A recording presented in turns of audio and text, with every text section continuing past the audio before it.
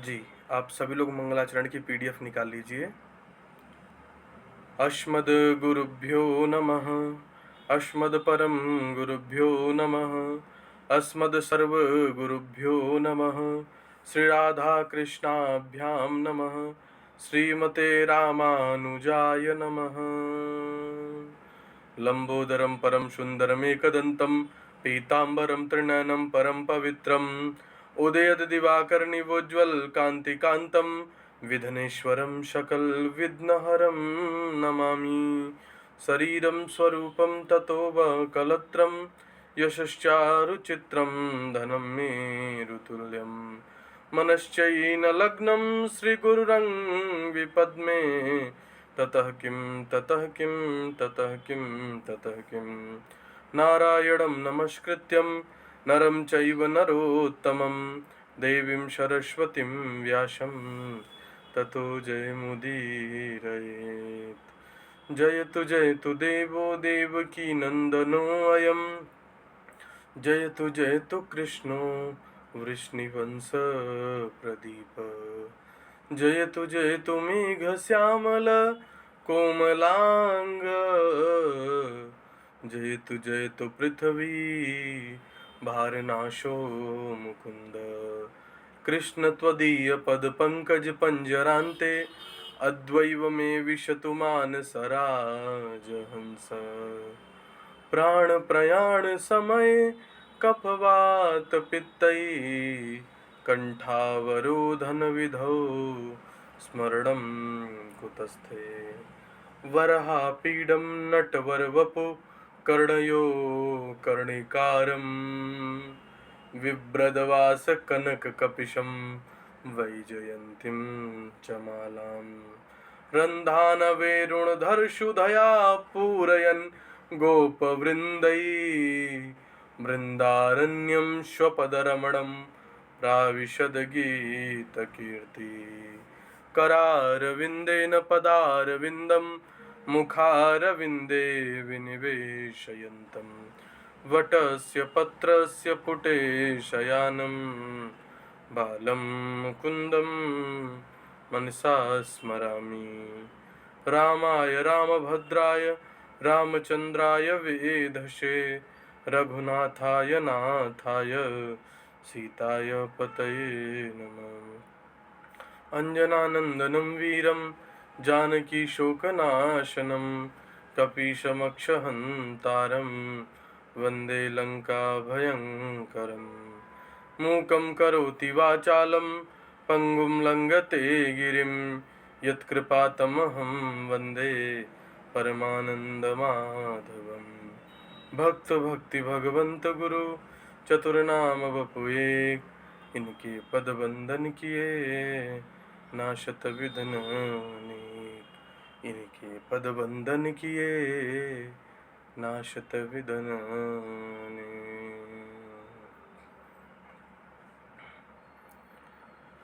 संपूर्ण संसार की उत्पत्ति करता, सब संसार के पालक हारक, सब संसार के विनाश कारक भगवान श्री हरि के चरणों में, श्री राधा रानी के चरणों में हम सभी बारंबार प्रणाम करते हैं।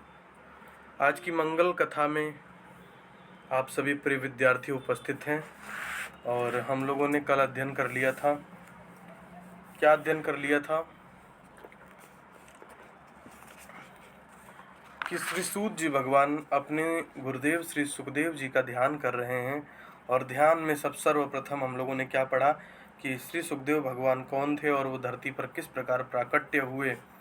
और उन्होंने 2 श्लोकों में अपने गुरुदेव की प्रशंसा की, गुरुदेव को प्रणाम किया, कहा कि मैं 6 प्रश्नों के तो उत्तर दूंगा, लेकिन सर्वप्रथम अपने गुरुदेव का ध्यान कर लूं, तभी तो आपको प्रश्नों का उत्तर दूंगा। तो ध्यान क्या किया? यम प्रव्रजन्तमनुपेतमपेत, पेज नंबर 35। यम प्रव्रजन्तमनुपेतमपेत कृत्यं द्वैपायनो विरह कातर आजुहाव। पुत्रेति तन्मतया तरवो विनेदु स्तं सर्वभूत हृदयं मुनिमानतोऽस्मि। धीरे से देखिए, आसानी से पढ़ेंगे। यम प्रव्रजन्त, यम प्रवजन्त मनुपेत मनुपेत मपेत कृत्यम यम प्रवजन्त मनुपेत मपेत कृत्यम द्वैपायनो द्वैपायनो विरह कातर आजुहाव विरह कातर आजुहाव पुत्रेति तन्मयतया तन्मयतया पुत्रेति तन्मयतया तरवोभिनेदु पुत्रेति पुत्रेति तन्मयतया तन्मयतया तन्मयतया तरवोभिनेदु स्तं स्तं सर्वभूत हृदयं हृदयं मुनिमानतोस्मि मुनिमानतोस्मि। अब एक बार पूर्ण रूप से पढ़ते हैं। यम प्रभजन्तमनुपेतमपेत कृत्यं द्वैपायनो विरह कातर आजुहाव पुत्रेति तन्मतया तरवोभिनेदु स्तं सर्वभूत हृदयं मुनिमानतोस्मि। क्या कहा कि यज्ञोपवीत से रहित, बिना कर्मकांड आदि के ज्ञान के ही, बिना कर्मकांड आदि के ज्ञान के रहित, बिना यज्ञोपवीत के रहित, जब ही श्री सुखदेव भगवान अपने माँ के गर्भ से बाहर आते हैं तभी वो क्या करते हैं, जंगल की ओर निकल जाते हैं। तन्मय होकर के अपनी मस्ती में जंगल की ओर चले जाते हैं। आगे आगे सुखदेव भगवान, पीछे पीछे उनके पिताजी वेदव्यास जी कहते हैं, हे पुत्र रुक जाओ, हे पुत्र रुक जाओ। वृक्षों से टकरा करके तन्मय, वृक्ष भी तन्मय होकर के देख रहे हैं। वृक्षों से टकरा करके आवाज़ जंगल में जा रही है, परंतु तन्मय होकर के श्री सुखदेव भगवान एकांत में निकल जाते हैं। किसके लिए? भगवत प्राप्ति के लिए, भगवान चिंतन के लिए, भगवत स्मरण के लिए, भगवत कीर्तन के लिए, भगवान के नामों का गुणगान के लिए। यह स्वानुभावमखिल श्रुति सारमेक, देखो आराम आराम से पढ़ते हैं। यह स्वानुभावमखिल, यह दूसरा श्लोक, यह स्वानुभावमखिल, यह स्वानुभावमखिल श्रुति सारमेक मध्यात्ममदीपमति मध्यात्ममदीपमति मध्यात्ममदीपमति, ठीक है, मदीपमति तितिर्षतां तमोन्धमं संसारिणां करुणायाः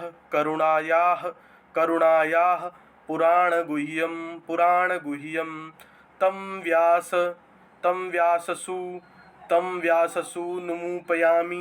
तं व्याससु नुमुपयामि गुरुं मुनीनां। क्या कहा? यह स्वानुभावमखिल श्रुतिसारमेक मध्यात्मदीपमतिर्तिर्तिष्ठां तमोन्दं संसारिणां करुणायाः पुराणगुह्यं तं व्याससु नुमुपयामि गुरु मुनीनाम्। क्या कहा? जिन्होंने भगवान के स्वरूप का अनुभव कराने वाले, संपूर्ण वेदों का के सार स्वरूप, घोर अंधकारकारी अज्ञान अंधकार को पार करने की इच्छा वाले, संसारी जनों के लिए अद्वितीय आध्यात्मिक तत्वों को प्रकाशित करने वाले दीप को, अत्यंत गोपनीय और रहस्य भरे पुराणों को संसारिकों पर करुणा करके कहा है, मुनियों के, आचार्यों के उन व्यास पुत्र की मैं शरण ग्रहण करता हूँ। क्या कहा? इनके शिष्य क्या कह रहे हैं कि मैं अपने गुरुदेव की, जिन्होंने संपूर्ण संसार को पार करने वाले, इस अंधे संसार को ज्ञान देने वाले, सबको प्रकाशित करने वाले मेरे जो गुरुदेव हैं, मैं उनकी शरण ग्रहण करता हूँ। यह 2 श्लोकों में अपने गुरुदेव को प्रणाम किया और उनकी शरणागति ली, और उसके बाद फिर उत्तर देने जाते हैं। अब उत्तर क्या देते हैं सुनो। अब ये जो 6 प्रश्न हैं, यही पूरे भागवत में, इन्हीं 6 प्रश्नों का उत्तर पूरे भागवत जी में है। समय समय पे प्रश्न आते रहेंगे। अभी प्रथम प्रश्न की तरफ चलते हैं। पहला प्रश्न क्या था, कोई बता सकता आप में से? किम श्रेयः, श्रेष्ठ क्या है? किम श्रेयः, जानने योग्य क्या है? श्रेष्ठ को तो हर कोई जानना चाहता ना, क्या श्रेष्ठ है और जानने योग्य क्या है। किम श्रेयः, श्रेष्ठ क्या है और जानने योग्य क्या है। ठीक है। मुनियों के इन 6 प्रश्नों को सुनकर महामति सूत ने कहा, हे ऋषियों, आपके इस प्रश्न से जगत का मंगल होगा। मुनयः साधु पुष्टो अहम भवति दिलोक मंगलम। क्या कहा? मुनयः साधु पुष्टोहम, हे मुनियों तुम्हारे इन प्रश्नों से भवति होगा, दिलोक मंगलम लोक का मंगल होगा। आपने जो प्रश्न पूछा है 6, इनसे लोक का मंगल होगा। आप लोग ज्ञानी तो बहुत हो, पर बहुत कभी कभी ज्ञानी लोग भी बड़े शांति से बैठ करके श्रवण करते हैं। देखो सच्चा ज्ञानी वही है जब कहीं बैठ जाए तो जानबूझ के, जो रसिक होता कहता है कि कुछ सुनने को मिल जाए, कुछ सुनने को मिल जाए, कुछ श्रवण करने को मिल जाए। हर जगह ज्ञानी ज्ञान नहीं बखेरता है। तो कहा कि गुरुदेव ने कहा कि हे शनकादिकों, तुम ज्ञानी तो बहुत हो, पर तुमने जो प्रश्न पूछा इससे जगत का मंगल होगा। कहा कि जीव मात्र का एक उद्देश्य है। क्या कहा? भगवान की भक्ति करना। किम श्रेय, श्रेष्ठ क्या बताया, करने योग्य क्या बताया, कि सब जीवों को क्या करना है? भगवान की भक्ति। सवै पुंसाम, श्लोक देखो, सवै पुंसाम, सवै पुंसाम परो धर्मो, परो धर्मो, परो धर्मो, यतो भक्ति रथोक्षये, रथोक्षये, रथोक्षये, अहैतुक्य, अहैतुक्य, प्रतिहता, प्रतिहता, ययात्मा, ययात्मा, संप्रदीयति, संप्रदीयति, संप्रदीयति। सवै पुंसां परो धर्मो, यतो भक्तिरधोक्षजे, अहैतुक्य प्रतिहता, ययात्मा संप्रदिशीदति। क्या कहा? कि भक्ति तो सबको करनी चाहिए, लेकिन भक्ति कैसी होनी चाहिए, इसका उच्चारण कौन कौन कर सकता है आप में से?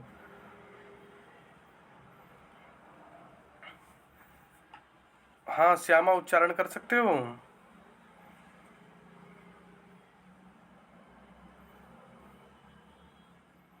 जी, आवाज आ रही श्यामा?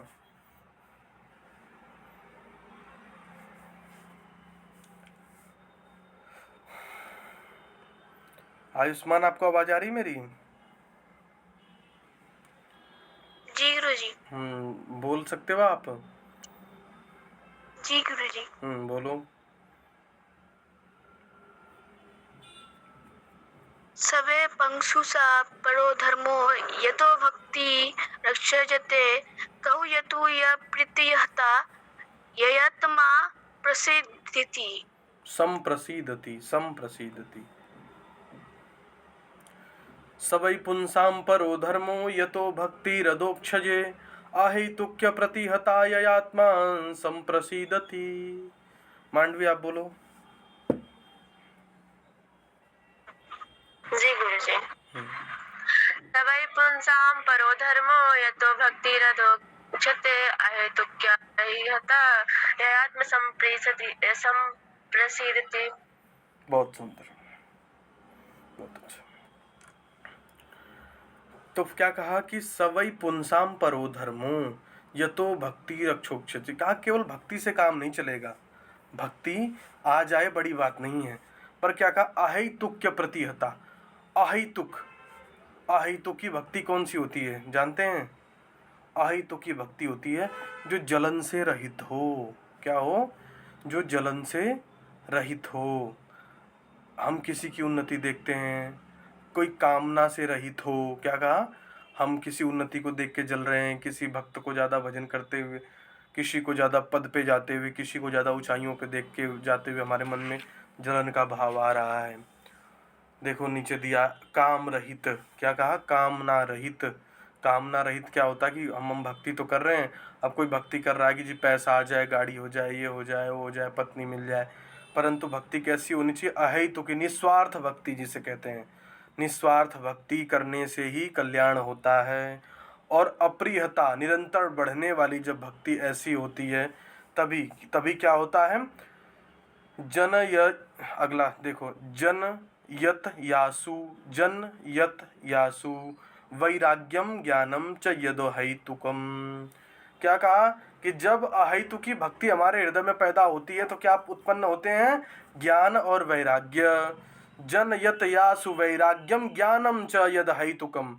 जब हमारे अंदर अहैतुकी भक्ति पैदा होती है तो क्या होता है?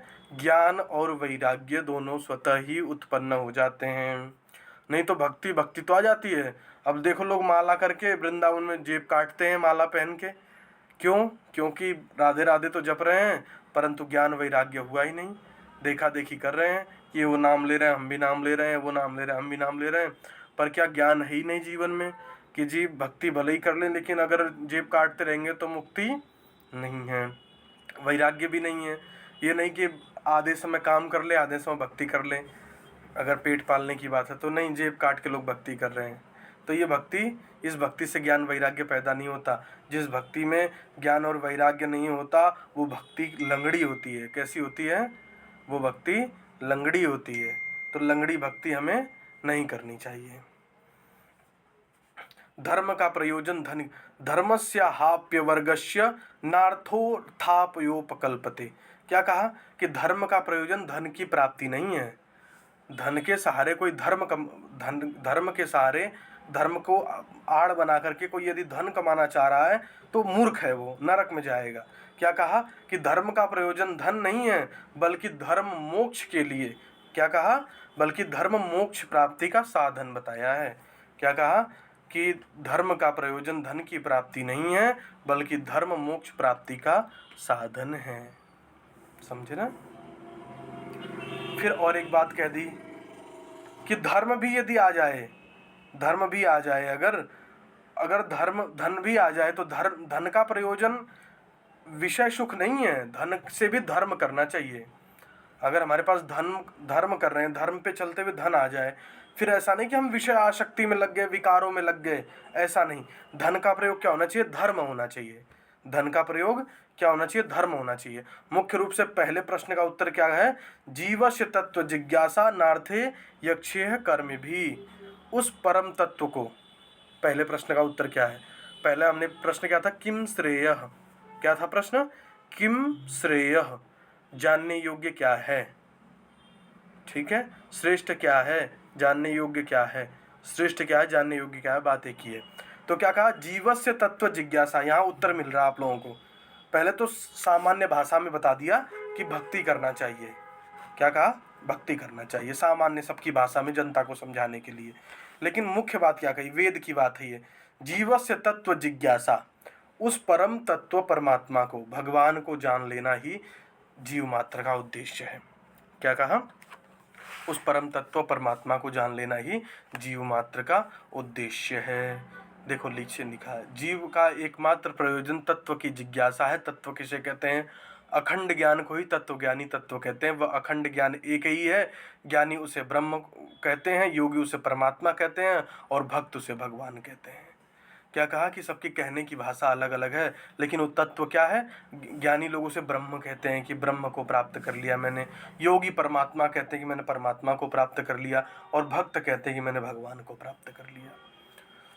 अगला श्लोक में वर्णन भी दिया है। वदंती, देखो ध्यान से, वदंती तत्वत्व विदस्तत्वम, वदंती तत्वत्य विदस्तत्वम, यज्ञानमद्वयम ब्रह्मेति परमात्मेति, ब्रह्मेति परमात्मेति भगवानिति शब्द्यते। धीरे धीरे, वदंती तत्वत्वविदस्तस्वम, तत्वत्वविदस्तस्वम, वदंती तत्वस्तस्त्वविदस्तस्वम, यज्ञानमद्वयम यज्ञानमद्वयम यज्ञानमद्वयम, ब्रह्मेति परमात्मेति, ब्रह्मेति परमात्मेति भगवानिति शब्द्यते। यही कहा। क्या कहा? वदंती, सब बोलते हैं उसी तत्व को। क्या बोलते हैं? ब्रह्मेति। जो लोग ब्रह्म को जान लेते हैं वो उसे ब्रह्म बोलते हैं। जो ज्ञानी लोग होते हैं उसे ब्रह्म बोलते हैं। क्या बोलते हैं? ब्रह्म। और जो योगी लोग होते हैं उसे परमात्मा बोलते हैं कि परमात्मा है वो। और भक्त लोग क्या बोलते हैं? भगवान बोलते हैं। ये जो भागवत जी का श्लोक है यही तीन बातें बता रहा है कि उसी तत्व ज्ञान को ज्ञानी लोग ब्रह्म बोलते हैं, और योगी लोग परमात्मा बोलते हैं, और भक्त लोग भगवान बोलते हैं। ठीक है। जीव का उद्देश्य क्या बता दिया? जीवस्य तत्व जिज्ञासा, जीवस्य तत्व जिज्ञासा, उस परम ब्रह्म परमात्मा को जान लेना ही जीवन का उद्देश्य बता दिया। किम श्रेयः का अर्थ पता लग गया आप लोगों को? श्रेष्ठ क्या है? श्रेष्ठ क्या है? तो क्या कहा? जीवस्य तत्व जिज्ञासा, उस परम ब्रह्म परमात्मा को जान लेना ही श्रेष्ठ है। ठीक है। प्रथम प्रश्न का उत्तर मिल गया। जाना कैसे जाएगा? भक्ति ज्ञान वैराग्य से, भक्ति ज्ञान वैराग्य से। जी आयुष्मान, आपके समझ में आया? जी गुरुजी। श्यामा, समझ में आया आपको? जी गुरुजी। मांडवी, समझ में आ गया? जी गुरुजी। हाँ, सबसे पहले क्या हुआ कि 6 प्रश्नों को पूछा। किसने पूछा? सनकादिक ऋषियों ने। फिर उनके गुरुदेव ने अपने गुरुदेव का ध्यान किया, उनके जीवन की कथा सुनाई पूरी। उसके बाद प्रश्न का उत्तर दिया। क्या कहा? भक्ति करो। और भक्ति कैसी होनी चाहिए? अहेतुकी, जलन ईर्ष्या वाली भक्ति नहीं होनी चाहिए। और धर्म जीवन में आता है तो धर्म का उद्देश्य मोक्ष की प्राप्ति होनी चाहिए, और धर्म का उद्देश्य धन नहीं होना चाहिए। अगर धन आता भी है तो धन का उद्देश्य भी धर्म होना चाहिए, उससे विषय भोगों का सुख बहुत ज़्यादा नहीं लेना चाहिए। और फिर कहा कि जीव का लक्ष्य क्या है? तो क्या कहा? जीवस्य तत्व जिज्ञासा, उस परम ब्रह्म परमात्मा को जान लेना ही इस जीव का लक्ष्य है। उसी को ज्ञानी लोग ब्रह्म कहते हैं, योगी लोग परमात्मा कहते हैं, और भक्त लोग भगवान कहते हैं। ठीक है। और क्या कहा कि जब उस परमात्मा को, ब्रह्म को, भगवान को जान लेते हैं तो क्या होता है?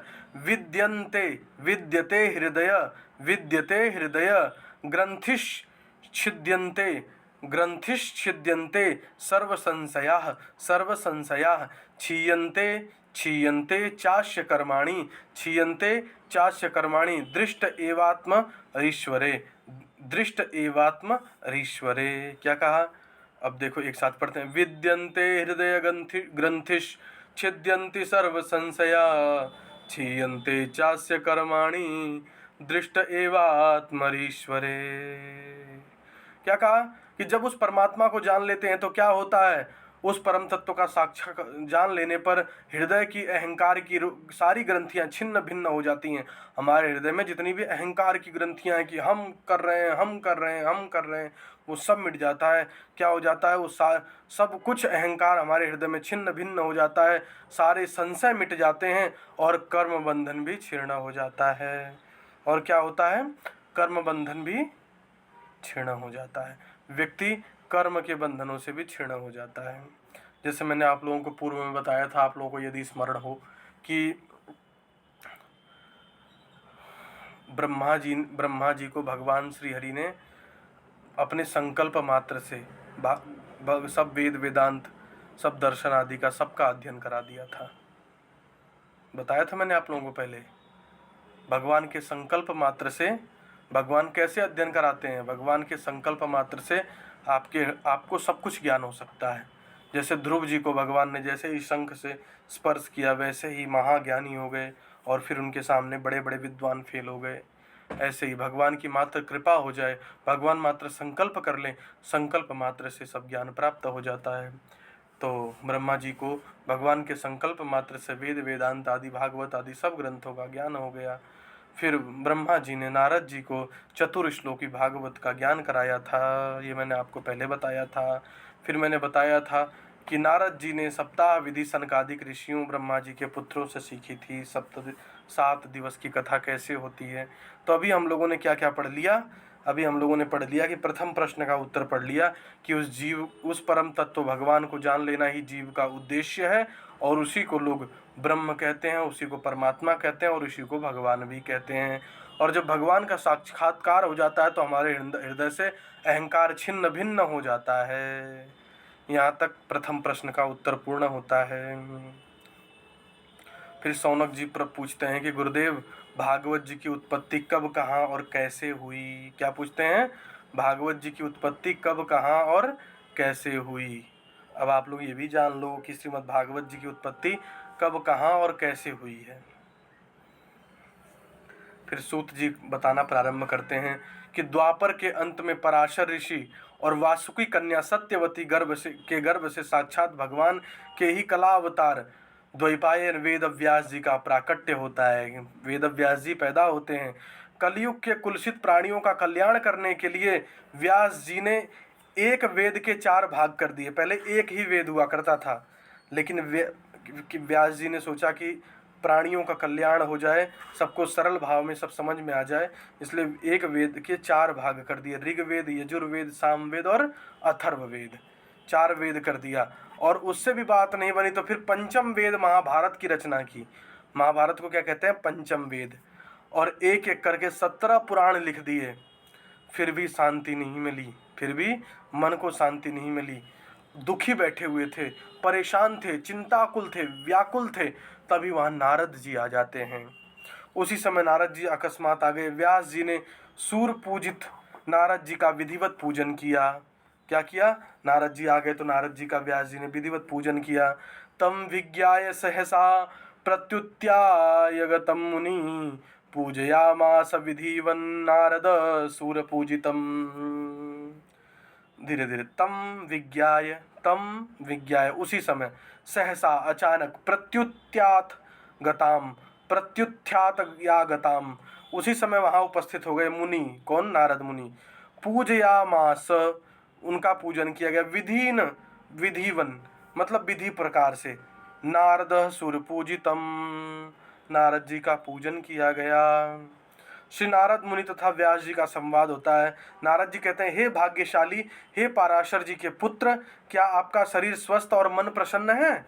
इतने दुखी क्यों बैठे हो? तुमने 4 वेदों की रचना की, तुमने 17 पुराणों की रचना की, तुमने पंचम वेद महाभारत की भी रचना की, पर तुम दुखी उदास क्यों बैठे हो? पूछा कि क्या आपके समझने, पढ़ने, लिखने, जानने की इच्छा पूरी हो गई? क्योंकि आपने अति विशाल ज्ञान के भंडार महाभारत की रचना की, आप उदास क्यों हो? आपने इतना कुछ लिखा, फिर भी आप उदास क्यों हो? व्यास जी कहते हैं कि हे नारद, मेरा अंतःकरण संतुष्ट नहीं हो रहा है। नारद जी कहते हैं, हे व्यास जी, आपने भगवान के निर्मल यश का प्रायः प्रतिपादन नहीं किया। नारद जी क्या कहते हैं कि तुमने अभी जो ग्रंथ लिखे ना, वो ऐसे हैं कि इन्होंने ये किया, उन्होंने ऐसा हो रहा, ये इनकी निंदा, इनकी चुगली, इनकी बातें, ऐसा करो, ऐसा मत करो, ये करो, ये मत करो, ये करो, ये मत करो। आपने अभी तक ये सारे ग्रंथ लिखे, ये विहित है, ये अनविहित है, इस तरह के ग्रंथ लिखे, परंतु आपने कोई भगवान श्री हरि के गुणगान का ग्रंथ नहीं लिखा आज तक। देखो श्लोक, न यद्वश, आराम आराम से, न यद्वश चित्रपदम, न यद्वश्चित्रपदम, न यद्वश्चित्रपदम, हरेर्यशो जगत्पवित्रम प्रगृणीत करहिचित तद्वायशं तीर्थमुशन्ति मानसा, तद्वायशं तीर्थमुशन्ति मानसा, न यत्र हंसा निरम्यत्यु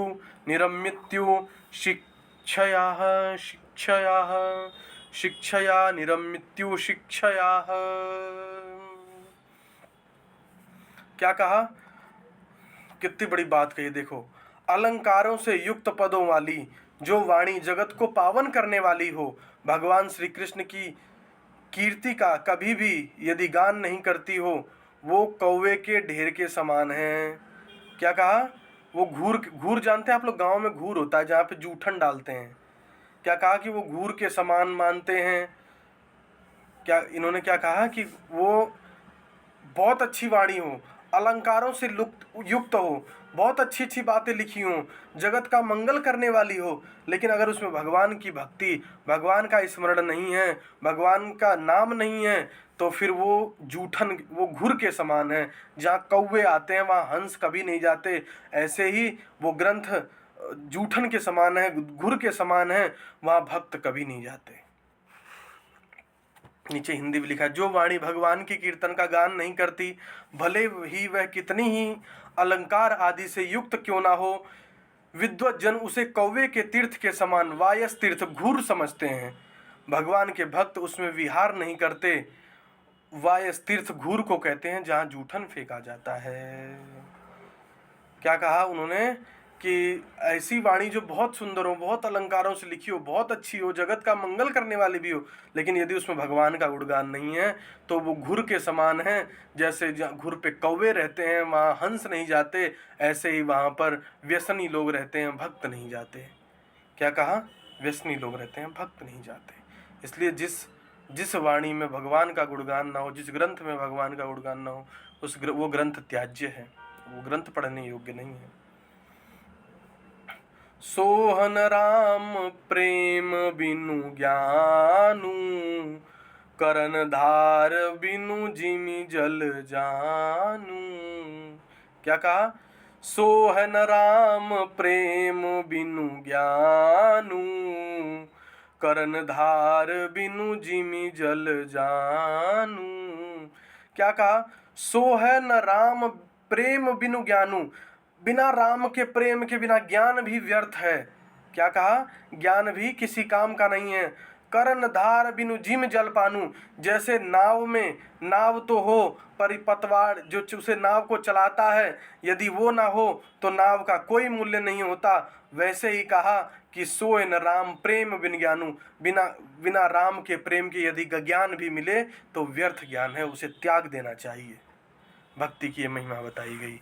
फिर नारद जी कहते हैं कि तुमने कभी भगवान का गुणगान नहीं किया, तुमने भगवान का कभी नाम नहीं, उनके गुणगानों का कभी, यश गानों का, उनकी क्रीड़ाओं का, उनकी लीलाओं का कभी वर्णन नहीं किया, आज इसीलिए तुम दुखी हो। फिर नारद जी अपने जीवन के बारे में बताते हैं कि मैं भी एक दासी का पुत्र था, लेकिन आज भगवान के नाम की महिमा ऐसी हुई कि मैं तीनों लोक में प्रवर्त हूँ। घर घर मेरा नाम संकीर्तन, मेरा नाम लिया जाता है। जब भक्तों की बात आती है तो नारद का नाम गर्व से लिया जाता है, और भगवान का भक्त ही होने के कारण मैं त्रिलोक में पूज्य हूँ। और अपने पूर्व जन्म की कथा सुनाते हैं नारद जी। वो कथा मैं आप लोगों को कल सुनाऊंगा कि नारद जी क्या बताते हैं अपने बारे में, कि मैं भी एक दासी का ही पुत्र था। इस तरीके से करके नारद जी अपने जीवन के बारे में बताएंगे। वो कथा मैं आप लोगों को कल सुनाऊंगा कि नारद जी क्या बताते हैं कल। ठीक है, फिर उसके बाद ही भागवत जी की रचना होती है। अभी रचना की तरफ कल बढ़ेंगे। ठीक है, आज के लिए इतना ही रखते हैं। यहाँ तक किसकी सोच समझ में आया और कहाँ समस्या है एक बार पूछ लीजिए आप, फिर मैं आप लोगों को श्रवण करना प्रारंभ करूँ। यहाँ आप लोगों को जो भी समस्या है वो आप लोग पूछ लीजिए, फिर मैं आप लोगों से पूछना प्रारंभ करूँगा। जी हाँ, मांडवी बताओ। गुरुजी आप एक बार प्रथम से अंत तक कथा जैसे सुना दीजिए, हमें समझ आ जाएगा। ठीक है, एक बार कथा के रूप में सुन लो। द्वितीय दिवस की जब कथा प्रारंभ होती है तो क्या होता है? सर्वप्रथम मंगलाचरण के श्लोक बोले जाते हैं कि भगवान को प्रणाम किया जाता है, सबसे पूज्य कौन परमात्मा है उनका ध्यान किया जाता है। 3 श्लोक हैं प्रारंभ के, तीनों में बताया गया है कि भागवत जी क्या है, और सुखदेव नामक तोते ने मुख मार दिया तो निश्चित रूप से फल मीठा होगा। इस तरीके से 3 श्लोकों में भागवत जी के तीनों में प्रथम ये बताया गया कि किस प्रकार जो कि ग्रंथ की शुरुआत होती है, भगवान का वंदन और ग्रंथ की महिमा 3 श्लोकों में बताई गई।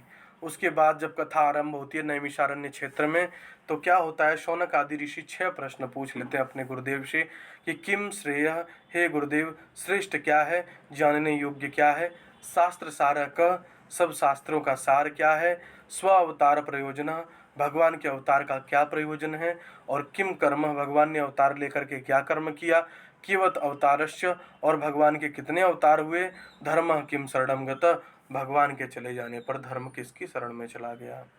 ये सारे प्रश्न पूछते हैं। फिर गुरुदेव अपने गुरुदेव का ध्यान करते हैं और अपने गुरुदेव के जन्म की कथा भी सुनाते हैं कि हमारे गुरुदेव इस धरती धरा पर कैसे आए। वो कथा मैं आप लोगों को एक दिन सुना चुका हूँ कि वो राधा रानी के सुख थे और वो धरती पर राधा कृष्ण के गुणगान के लिए ही इस धरती धरा पर आए। वो पूरी कथा आप लोगों को स्मरण है, इसलिए उधर नहीं जाऊँगा, नहीं लंबा विषय हो जाएगा। वो आप लोगों को सबको पता है कथा, श्री सुखदेव भगवान के जन्म की कथा। श्री सूत जी 2 श्लोकों में अपने गुरुदेव का मंगलाचरण करते हैं। उनके गुरुदेव छोटे से ही होते हैं, घर त्याग करके चले जाते हैं और उनके पिताजी पीछे पीछे होते हैं। वो कहते हैं कि ऐसे गुरुदेव को मैं प्रणाम करता हूँ, ऐसे गुरुदेव की मैं शरण गति लेता हूँ। फिर अपने प्रश्नों का उत्तर देना प्रारंभ करते हैं। 6 प्रश्न थे, जिसमें से प्रथम प्रश्न का उत्तर देते हैं कि जीव का उद्देश्य भक्ति करना है। और भक्ति कैसी होनी चाहिए? अहेतुकी, जलन ईर्ष्या रहित, है ना, जलन ईर्ष्या रहित भक्ति होनी चाहिए, कामना रहित भक्ति होनी चाहिए, कोई मांग जांच नहीं होनी चाहिए भक्ति में। ठीक है, कैसी होनी चाहिए? अहेतुकी, कामना रहित भक्ति होनी चाहिए। जब कामना रहित भक्ति आती है तो जीवन में ज्ञान और वैराग्य स्वतः ही आ जाते हैं। अगर कामना रहित भक्ति नहीं करेंगे तो क्या होगा कि हमारा जो जीवन है वो किसके समान है? वो लंगड़े के समान है। जिसके जीवन में केवल भक्ति भक्ति है, ज्ञान वैराग्य नहीं है, वो लंगड़े के समान है। इसलिए भक्ति और ज्ञान वैराग्य तीनों होने चाहिए जीवन में। ठीक है, फिर ये बताया कि हमें धर्म, फिर आगे क्या बताया कि धर्म तो जीवन में होना चाहिए। भक्ति, आप लोगों ने इतना तो समझ लिया ना कि क्या जीवन का उद्देश्य बताया? भक्ति बताया।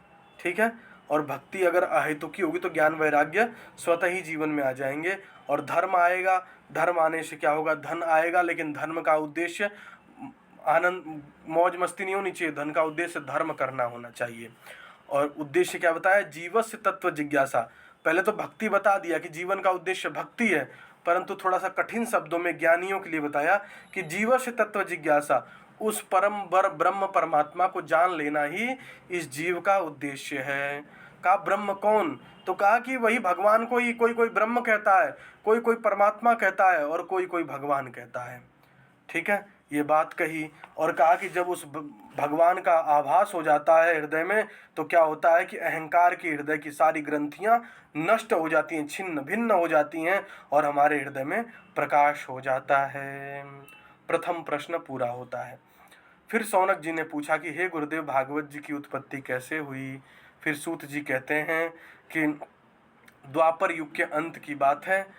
पराशर ऋषि और वसु कन्या सत्यवती के गर्भ से वेद व्यास जी का जन्म हुआ और उन्होंने एक वेद को 4 भागों में डिवाइड किया, ऋग्वेद, यजुर्वेद, सामवेद, अथर्ववेद, और पंचम वेद महाभारत की भी रचना की और 17 पुराणों की भी रचना की। इतना रचना करने के बाद भी उनका मन संतुष्ट नहीं था, बहुत दुखी थे, खिन्न बैठे हुए थे। तभी नारद जी उनके पास पहुंच जाते हैं, कहते हैं हे भाग्यशाली पराशर के पुत्र, आप उदास क्यों हो? आप चिंता आतुर क्यों दिखाई दे रहे हो? आपने तो बड़े बड़े ग्रंथों की रचना की, महान महान ग्रंथ लिखे, वेदों का भाष्य किया, परंतु आप दुखी क्यों हो? आप क्यों दुखी हो? क्या आपकी जानने समझने ज्ञान की इच्छा पूरी हो गई क्या? अब आप पढ़ना लिखना समझना नहीं चाहते हो? तो उन्होंने कहा कि हे नारद जी, मेरा अंतःकरण संतुष्ट नहीं है। फिर नारद जी कहते हैं लगता है तुमने भगवान का गुणगान का वर्णन नहीं किया, इसलिए जो कि तुम दुखी हो। क्या कहा कि अलंकारों से युक्त यदि कोई लाइन हो, कोई ग्रंथ हो और जगत का मंगल करने वाला हो, लेकिन यदि उसमें भगवान का चिंतन न हो तो ग्रंथ भी बेकार है। वो कूड़े के ढेर के समान है, जहाँ कौवे जाते हैं वहाँ हंस नहीं जाते। ऐसे उन ग्रंथों को केवल अभक्त अभक्षी लोग पढ़ते हैं। भक्त कभी उन ग्रंथों को न सुनते हैं न श्रवण करते हैं, जिनमें भगवान के चरित्र का वर्णन नहीं होता है। नारद जी ऐसा कहते हैं। फिर आगे देखो, एक चौपाई भी है। सोहन राम प्रेम बिनु ज्ञानु, करन धार बिनु जिन जल जानू। क्या कहा कि सोहन राम प्रेम बिनु ज्ञानू, सोहन राम प्रेम बिनु ज्ञानू। राम भगवान का ज्ञान भी, जैसे जो राम भगवान हैं, सोहन राम प्रेम बिनु ज्ञानू। क्या कहा? सोहन राम प्रेम बिनु ज्ञानू, करन धार बिन जिमि जल जानू। का क्या कहा कि कोई कितनी बढ़िया बात कह रहा हो, लेकिन यदि भगवान के नाम का प्रेम का उनका वर्णन ना हो तो वो ज्ञान भी व्यर्थ है। जैसे एक नाविक हो, वो नाव में नाव हो और बिना नाविक के जैसे नाव सूनी रहती है, जैसे नाव हो, जब तक उसे चलाने वाला नहीं होगा तब तक क्या होगा? वो नाव व्यर्थ रहेगी। इसी प्रकार अगर भगवान की भक्ति नहीं, भगवान के नाम का वर्णन नहीं है तो ज्ञान भी, कहा हुआ भी, बोला हुआ भी सब व्यर्थ है। नारद जी इतना कहते हैं और नारद जी अपने जीवन के बारे में भी सुनाते हैं कि मैं भी कोई बहुत बड़ा आदमी नहीं हूँ, मैं भी एक दासी का सामान्य सा पुत्र था, लेकिन भगवान की ऐसी कृपा हुई कि मैं भी त्रिलोक में जाना जाने लगा। सब लोग मुझे आदर सम्मान पूर्वक नारद जी कह करके पुकारते हैं। ये कथा हम कल पढ़ेंगे, नारद जी अपने बारे में बताएंगे। फिर इनकी बातों से प्रेरित होकर के वेद व्यास जी भागवत जी की रचना करेंगे, वो भी हम कल ही पढ़ेंगे। ठीक है। जी, अब बताओ मांडवी आप। जी गुरुजी, आ गया समझ में। आयुष्मान तिवारी आप बताओ। जी गुरुजी, समझ आ गया। आ गया समझ। हाँ श्यामा आप बताओ। जी गुरुजी, आ गया। सत्यम कुमार उपाध्याय जी आप बताइए।